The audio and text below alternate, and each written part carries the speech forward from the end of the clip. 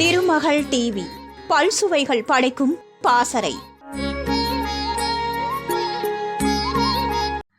ஒரு காலத்தில் கமல்ஹாசனுக்கு போட்டியாக கொண்டு வரப்பட்டவர்தான் மோகன்.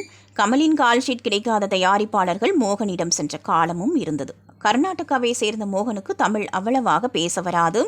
அவரது குரலும் அவரது தோற்றத்திற்கு ஏற்ற குரலாக இல்லாமல் இருந்தது. இதனால் அவருக்கு எஸ்.என். சுரேந்தர், அதாவது விஜயின் தாய்மாமன், குரல் கொடுத்திருந்தார். எஸ்.என். சுரேந்தர் நடிகராகவும் பாடகராகவும் இருந்தார். அவர் மோகனுக்கு 70 படங்கள் வரை டப்பிங் பேசியுள்ளார். மோகன் முதலில் நடித்ததே கமலுடன் தான். பாலுமகேந்திரா இயக்கிய கோகிலா என்ற கன்னட படத்தில் கமலுடன் இணைந்து நடித்திருந்தார். பின்னர் நடிக்கவில்லை. அதன் பிறகு 1984ஆம் ஆண்டு வெளிவந்த ஓ மானே மானே என்ற படத்தில் மோகனுக்காக பொன்மானை தேடுதே என் வீணை பாடுதே என்ற பாடலை பாடி கொடுத்தார் கமல்.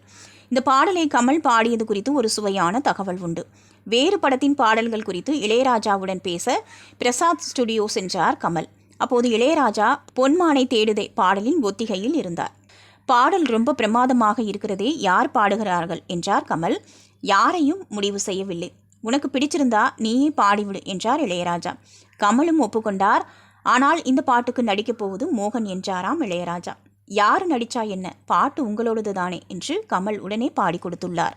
டிவியை லைக் செய்து உங்கள் நண்பர்களுக்கும் ஷேர் செய்வதுடன் சப்ஸ்கிரைப் செய்து ஆதரவு